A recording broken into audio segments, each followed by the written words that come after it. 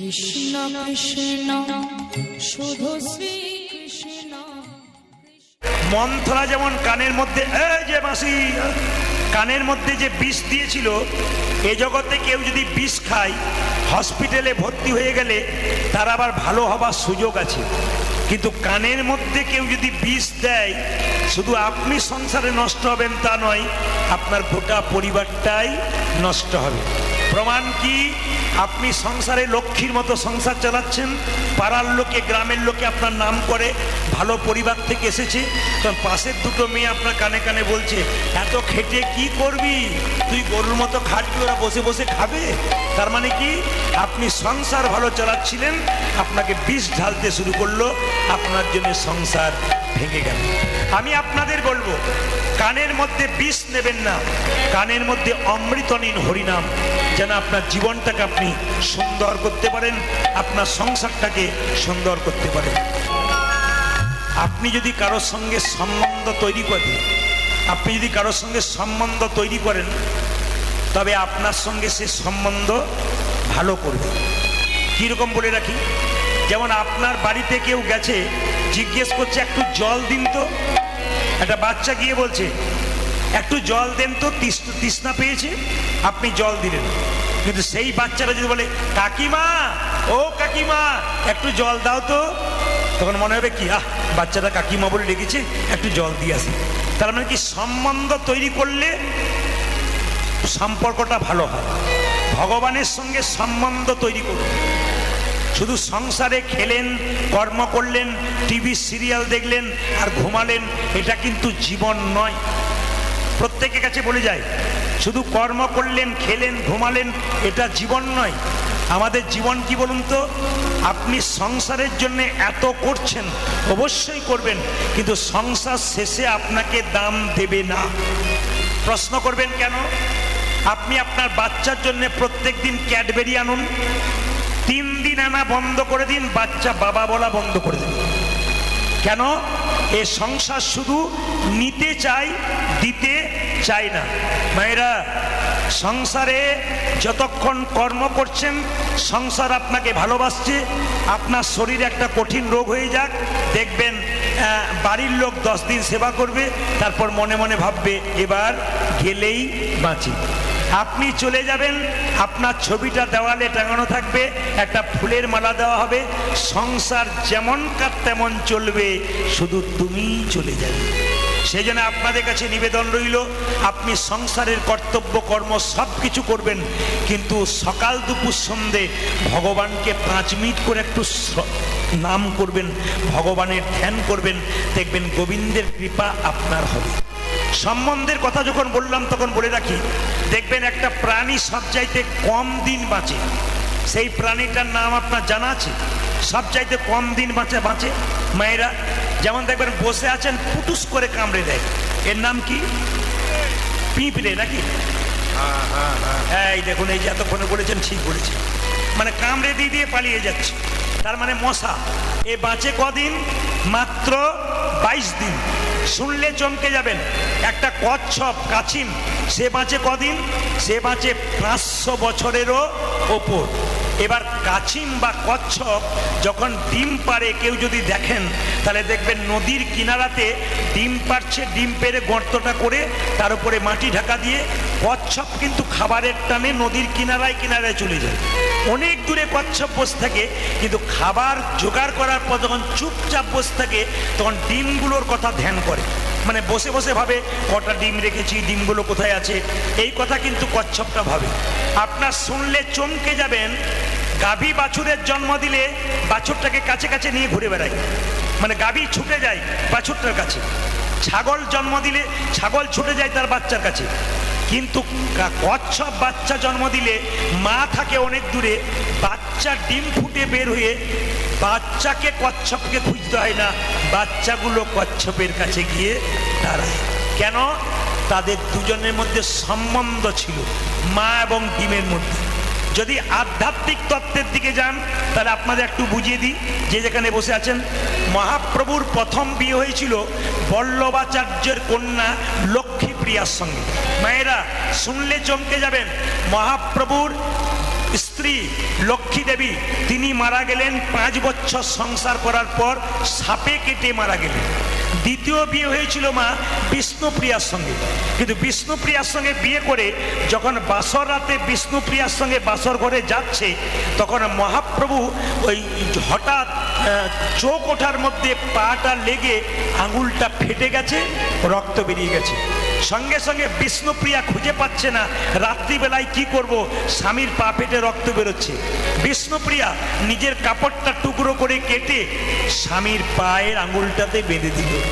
ঈশান জানে না, বাড়ির চাকর মা সচিমাতা জানে না, কিন্তু একজন জেনে গেল, চমকে যাবেন। বহু দূরে থাকে, তার নাম লোচন দাস ঠাকুর। সে দিন 5 পরে সে বলছে, প্রভু একবার কাগজে কি লিখেছি পড়ো তো। বলে দেখি কি লেখা আছে। লেখা আছে, প্রভু তুমি বাসর রাতে যখন বিষ্ণুপ্রিয়াকে নিয়ে যাচ্ছিলে তখন তুমি হুঁচট খেয়ে গিয়েছিলে, আর বিষ্ণুপ্রিয়া তোমার পায়ে তার কাপড়টা টুকরো করে বেঁধে দিয়েছিল। এটাই আমি তুমি কি করে জানলে? তুমি তো এখানে ছিলে না, বহু দূরে থাকো, তুমি কি করে জানলে? বলছে, প্রভু আমি যত দূরেই থাকি আমি যে তোমাকে সবসময় মনে মনে ধ্যান করতে থাকি। এই জন্য আপনাদের কাছে নিবেদন রইল, চলতে ফিরতে কর্ম করতে করতে কেউ যদি ভগবানকে স্মরণ করে, তবে তার মৃত্যুকালে ভগবানকে স্মরণ করার দরকার হয় না। কেন? মৃত্যুকালে যখন কষ্ট পাবেন তখন ভগবানেরকে আপনাকে স্মরণ করতে হবে না, ভগবান আপনার কাছে এসে দর্শন দেবে। যারা কীর্তন শুনছেন মন দিয়ে শুনবেন। মৃত্যু যন্ত্রণা, মানুষ যখন মরে তখন তার 3 জায়গায় মৃত্যু যন্ত্রণা বেশি জানা যায়। আপনারা শুনে নিন কোথায় কোথায়। একটি হচ্ছে চোখে, একটি হচ্ছে মুখে, একটা হচ্ছে বুকে। যারা ইতিপূর্বে মারা গেছেন তারা অনুভব করে গেছেন, আপনারা দেখেওছেন, কিন্তু আগামীতে যারা মারা যাবে তারা অনুভব করে দেখবেন। শাস্ত্রের কথা, মৃত্যুর সময় মানুষের 3টে জায়গায় প্রচন্ড যন্ত্রণা। কোথায়? চোখের মধ্যে। আপনার বয়স হয়ে গেছে, আপনি মরে যাবেন, চোখে আপনার ইচ্ছা হলো আমার বড় ছেলেকে একবার ডেকে দেখবো। যখনই বড় ছেলে কাছে এলো, মা এই দেখো তোমার মাথার সামনে বসে আছি। কই বাবা, দেখতে পাচ্ছি না, আমার কালো চোখগুলো ঘোলা হয়ে গেল। যত দেখবার চেষ্টা করবেন, চোখটা যে এত সুন্দর আপনার চোখ, আপনি টুকটুক করে তাকাচ্ছেন, ওই চোখটা তার ভালো কিছু দেখতে পাবেন না, চোখটা ঘোলা হয়ে যাবে, শাস্ত্র বলছে। 2, আপনার মনের মধ্যে ইচ্ছা আছে আমার ছেলেকে কিছু বলে যাব, শেষ বলা বলে যাব, কিন্তু বলতে যাচ্ছেন, বলা হচ্ছে না। কেন? আপনার গলাতে কফ জমে যাচ্ছে, কথা বেরোচ্ছে না, খালি ঘর ঘর ঘর ঘর করছে, কথা আর বেরোলো না। যখন কথা বেরোলো না, চোখ ঘোলা হয়ে গেল, যমরাজ তখন বুকের মধ্যে চাপ দিতে লাগলো, নিঃশ্বাস প্রশ্বাস নিতে পারলেন না, হঠাৎ আপনার প্রাণবায়ুটা দেহ থেকে বেরিয়ে চলে গেল। আপনাদের কাছে নিবেদন রইল বাবা, মৃত্যু প্রতিটি মানুষের আছে, কিন্তু মৃত্যুর যন্ত্রণা থেকে রেহাই পেতে গেলে হরিদাসের মতো বলতে হবে। হরিদাস এই 3টে যন্ত্রণা পায় নাই। কারণ হরিদাস যখন, মায়েরা, হরিদাসের যখন 80 বছর বয়স হয়ে গেছে আর ভালো করে চলতে ফিরতে পারছে না, মহাপ্রভু জগন্নাথের প্রসাদ তার কাছে এনে দিত, কিন্তু হরিদাস সেই প্রসাদ খেত না। কেন বলুন তো? বলতো, প্রভু আগে আমার নাম জপ হবে, আমার নাম জপ হবে, নাম জপ সম্পন্ন না করে আমি কিন্তু প্রসাদ গ্রহণ করব না। এর থেকে কি শিখলেন মা? আপনি সকালবেলায় ঘুম থেকে উঠে ভগবানের প্রতি কর্তব্য না করে আপনি প্রসাদ গ্রহণ করবেন না, জল গ্রহণ করবেন না। যারা সংসারে প্রকৃত মা, যারা প্রকৃত বাবা আছেন, আপনারা দেখবেন সকালবেলায় ঘুম থেকে উঠে স্নান করে গোবিন্দের চরণে তুলসী পত্র বাতাসা দিয়ে তারপর নিজে সেবা করেন। এটাই তো আসল কর্তব্য। দেখবেন এর মধ্যে কি শান্তি আছে, এর মধ্যে কি আনন্দ। একটা ছোট্ট তত্ত্বের কথা বলবো, মন দিয়ে শুনবেন, এই দিয়ে তাকাবেন। 5 পাণ্ডব সামনে বসে আছে। কৃষ্ণ বলছে, কি ব্যাপার, তোমাদের মন খারাপ কেন? তো 5 পাণ্ডবের বড় দাদার নাম কি মা? জোরে বলুন, বড় দাদার নাম কি? যুধিষ্ঠির। যুধিষ্ঠির বলল, কৃষ্ণ আসলে আমার মনে একটা প্রশ্ন জেগেছে, সেই প্রশ্নের উত্তরটা চাইবো বলে এলাম। বলে কি? কলিযুগের মানুষ কেমন হবে? আপনারা তো সত্য যুগে বাস করছেন, কলিযুগের কথা বললাম নাকি? নাকি বলছেন ভাই? সব সত্য যুগে বাস করছেন?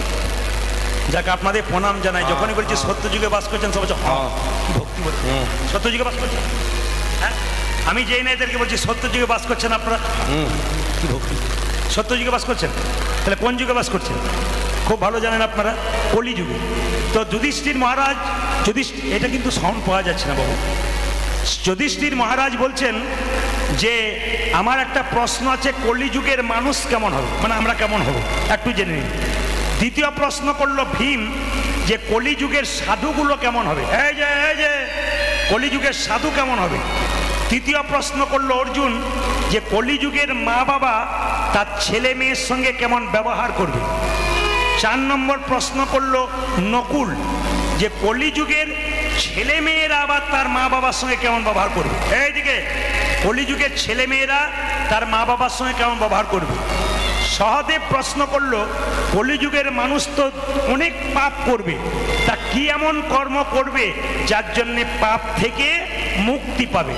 তাহলে আজকে আপনার সুযোগ পেয়ে গেলেন যে যদি কেউ পাপ করেন তাহলে পাপ থেকে মুক্তি পাওয়ার পথটা আপনাদের বলে দেবো। সবাই মন দিয়ে শুনবেন যে যেখানে বসে আছেন। এইদিকে বাচ্চাগুলোকে সরান, আর কিছু কিছু জন আছে বাচ্চার লাফালাফি দেখলে ওই দিকে তাকাচ্ছে, কান এই দিকে রাখবেন আর কি।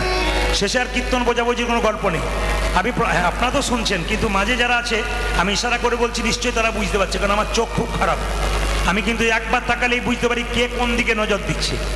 এইদিকে নজর দেবেন না তো শেষে যখন আপনি কষ্ট পাবেন গোবিন্দ আপনার দিকে নজর দেবে না, তখন যতই ডাকবেন আর কোনো উপায় নেই। বলে কি আমার নাম শুনতে গিয়ে খালি এদিক ওদিক তাকাচ্ছিলি, তখন এখন তাকিয়ে লাভ কি আছে। তবে আপনারা কেন এদিক ওদিক তাকাচ্ছেন তার মানেটাও পরে বলে দেবো, চমকে যাবে। যে মেয়েরা কীর্তন শুনতে এসে খালি এদিক ওদিক তাকায়, তারা কেন তাকায় ওটা একটু পরে আমি বুঝিয়ে দেবো, তাহলে বুঝতে পারবে যে কেন তাকাচ্ছে। সবাই তাকাবেন মায়েরা যে যেখানে ছিলেন। যুধিষ্ঠির মহারাজ বললেন তাহলে কৃষ্ণ বলো আমাদের 5টা প্রশ্নের উত্তর। সঙ্গে সঙ্গে কৃষ্ণ বলল আজকে উত্তর দেবো না, কালকে সকালে দেবো। বলে কেন? তোমরা 5 ভাই আজকে 5 পথে যাও, যে যা দেখবে কাল সকালে এসে আমাকে বলবে, তোমাদের উত্তর দিয়ে যাব। এখন লক্ষ্য করুন, 5 ভাই 5 পথে যাচ্ছে, একদিকে ও একদিকে, ও একদিকে ও একদিকে, 5 দিকে যাচ্ছে।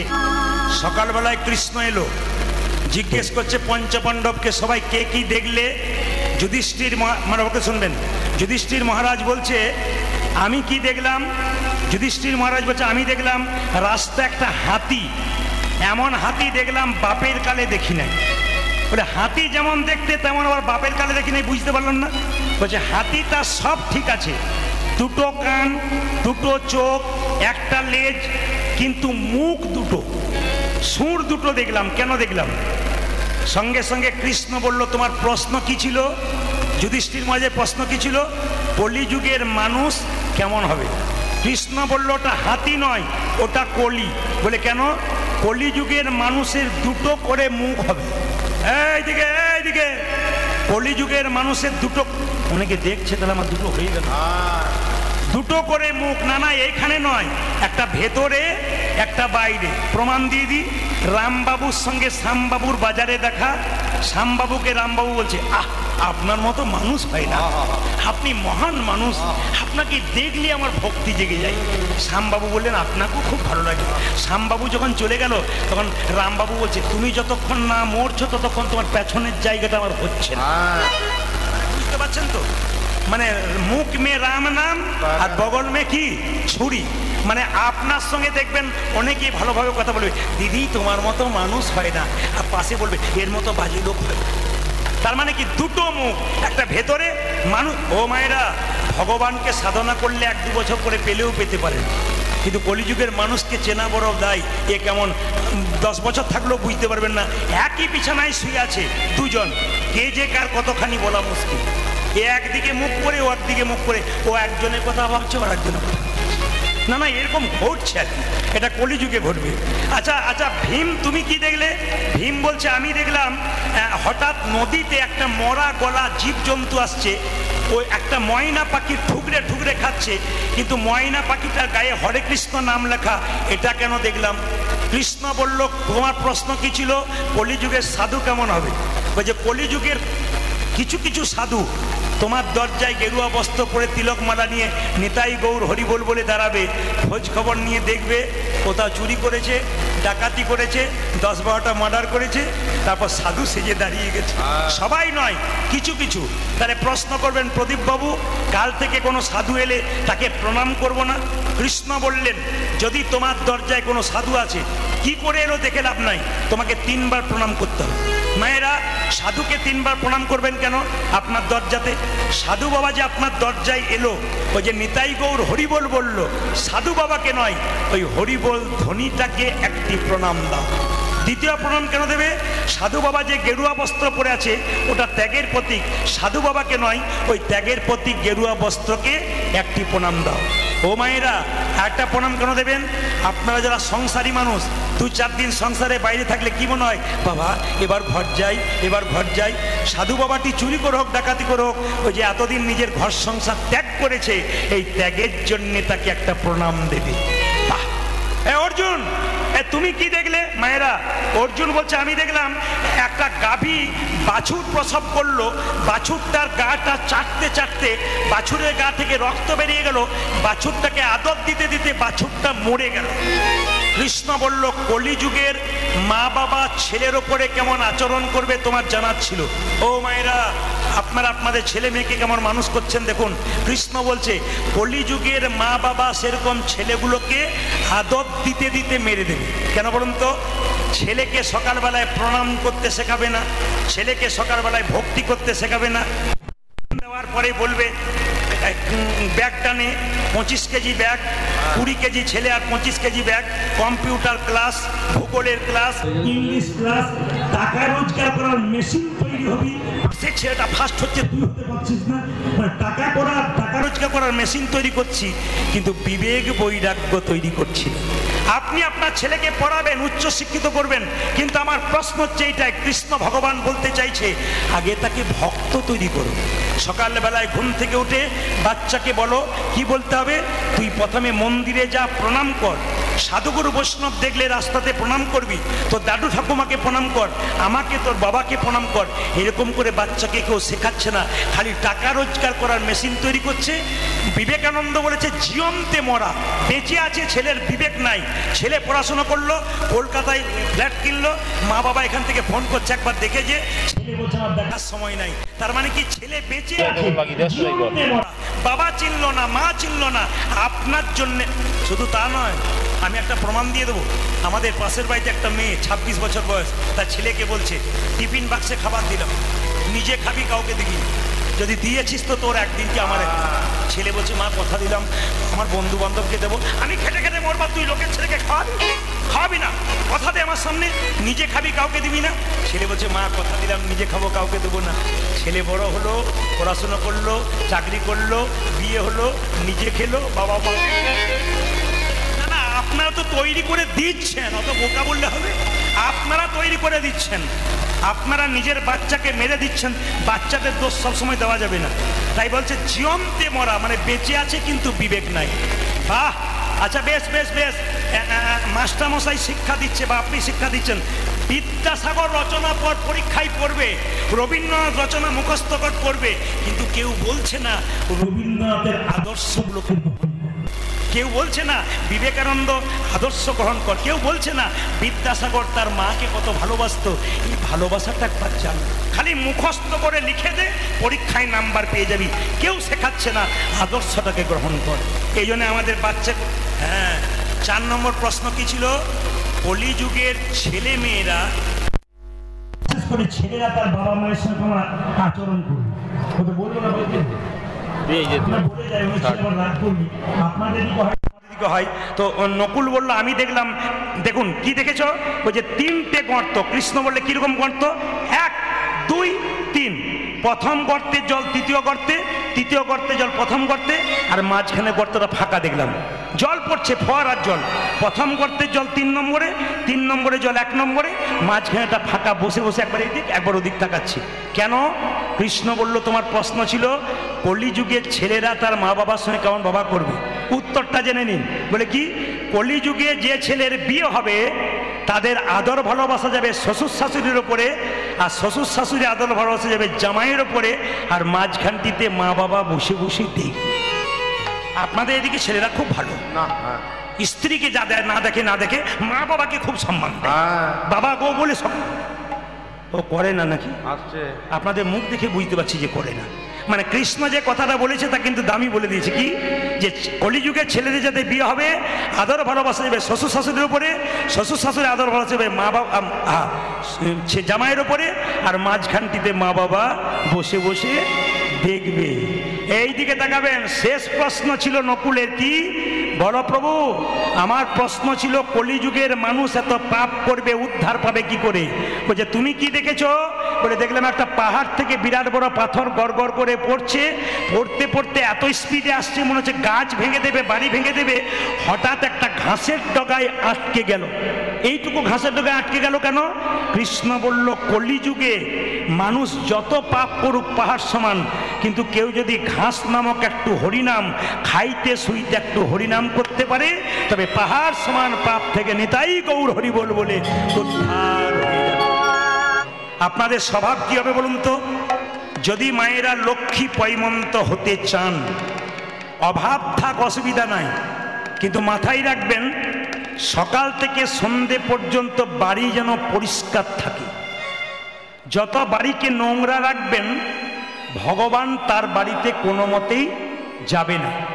যত বাড়িকে নোংরা রাখবেন আপনার বাড়িতে লক্ষ্মী ঢুকবে না। খুব মাথা রাখবেন যে যেখানে বসে আছেন, বাড়িতে যত পরিষ্কার পরিচ্ছন্ন রাখবেন, নিজেকে যত পরিষ্কার পরিচ্ছন্ন রাখবেন, তত তাড়াতাড়ি দেখবেন আপনার বাড়িতে লক্ষ্মীর আবির্ভাব হবে, তত তাড়াতাড়ি আপনার বাড়িতে ভগবানের আবির্ভাব হবে। যে দেখবেন কারো বাড়িতে দেখবেন ঢুকতে ইচ্ছা করে না, এত নোংরা, এখানে জল পড়ে আছে, এখানে নোংরা পড়ে আছে, ওখানে মা লক্ষ্মী পর্যন্ত বাড়িতে ঢুকতে গিয়ে ফিরে যায়। বারবার বলবো, প্রথম লক্ষণ হচ্ছে পরিষ্কার পরিচ্ছন্নতা। যত বাড়ি পরিষ্কার পরিচ্ছন্ন, যত হৃদয় পরিষ্কার পরিচ্ছন্ন, যত নিজেকে পরিষ্কার পরিচ্ছন্ন রাখবেন, তত দেখবেন আপনার বাড়িতে কৃষ্ণের কৃপা হয়ে যাবে। মায়েরা, দুরিকা দেবী এবং কৃষ্ণমণ্ডলের বড় অভাব ছিল। একবেলা খেতে পায়, একবেলা খেতে পায় না। কিন্তু আর একটা অভাব ছিল যেটা অনেকের বাড়িতে থাকে, গাড়ি বাড়ি টাকা পয়সা সোনা দানা থাকলে মেয়েদের সুখ হয় না যদি কোনো মেয়ের একটা সন্তান না থাকে। জোরে বলুন হ্যাঁ না না। মেয়েরা দেখবেন মা হতে চায়। অনেক মেয়ে মন্দিরে গিয়ে বলে ঠাকুর আমি ভিক্ষা করে খাবো তবু আচ্ছা, কিন্তু আমার যে একটা ছেলে বা মেয়ে হয় যেন আমায় মা বলে ডাকতে পারে। আপনাদের কাছে নিবেদন রইল, দুরিকা দেবীর কোনো সন্তান ছিল না। একদিকে অভাব, একদিকে মনের অভাব, সন্তান নাই, কিন্তু তবু কিন্তু কৃষ্ণ ভজন করতে ছাড়ে নাই। একদিন দুরিকা দেবী তার স্বামী কৃষ্ণমণ্ডলকে বলছে, স্বামী আমাদের এত অভাব, তোমাকে একটা জায়গা যাবার জন্য বলছি। কোন জায়গা? তুমি উড়িষ্যার জগন্নাথ মন্দিরে একবার পুরীতে চলে যাও। জগন্নাথ নাকি জগতের নাথ, যে যা তার কাছে যা চাই তাই পায়, তার কাছে সবাই সমান। কৃষ্ণমণ্ডল একটা দামি কথা বলল, প্রেম প্রেম। কৃষ্ণমণ্ডল একটা দামি কথা বলল, কি বলল? দুরিকা আমি যেতে পারি, কিন্তু আমি ভগবানের কাছে কিছু চাইব না। যে যেখানে বসে আছেন আপনারা ভগবানের মন্দিরে প্রণাম করে কি বলছেন? ছেলের চাকরি হোক, মেয়ের বিয়ে হোক, আমি ভালো থাকি। কিন্তু গোবিন্দকে কোনোদিন বলেছেন যে তুমি কেমন আছো? সবচাইতে দুঃখের ব্যাপার কি বলুন তো, রাস্তা দিয়ে পেরিয়ে যাচ্ছেন, বাবা ভোলানাথের মন্দিরে প্রণাম করছেন, বাবাকে বলছেন মেয়ের বিয়ে দাও, ছেলের চাকরি দাও, কিন্তু মন্দির ফেটে বাবার মাথায় জল পড়ছে, এদিকে আমরা কেউ তাকাই না। ভগবান তুমি কেমন আছো এটা বলি না, আমরা খালি বলি আমি ভালো থাকলেই নিতাই গৌর হরি বল। কিন্তু কৃষ্ণমণ্ডল বলল আমি ভগবানের কাছে কিছু চাইতে পারবো না। দুরিকা দেবী বলছে কেন চাইতে পারবে না? কৃষ্ণমণ্ডল জগৎকে শিক্ষা দিল, যে ভগবানের কাছে চাই সে অল্প পায়, আর যে চাই না এত পাই ভাবতেই পারে না। শাস্ত্রের প্রমাণ কোথায়? সুদামা ছিল কৃষ্ণের প্রিয় বন্ধু। সুদামা কৃষ্ণের কাছে কতদিন ছিল জানেন? 10 দিন ছিল। তো কৃষ্ণ বারবার সুদামাকে চালাকি করে জিজ্ঞেস করেছিল, সুদামা তুই কেমন আছিস? এত অভাব, বাড়ি ফুটে জল পড়ে, নিজের স্ত্রী ছেঁড়া কাপড় পরে থাকে, তবু কৃষ্ণমা বলছে আমি খুব ভালো আছি, আগে যা ছিলাম তোকে দেখে আরো ভালো। কৃষ্ণ মনে মনে ভাবছে একবার চাইবি তো, চাইছিস না তো। কিন্তু সুদামা যখন ফিরে যাচ্ছে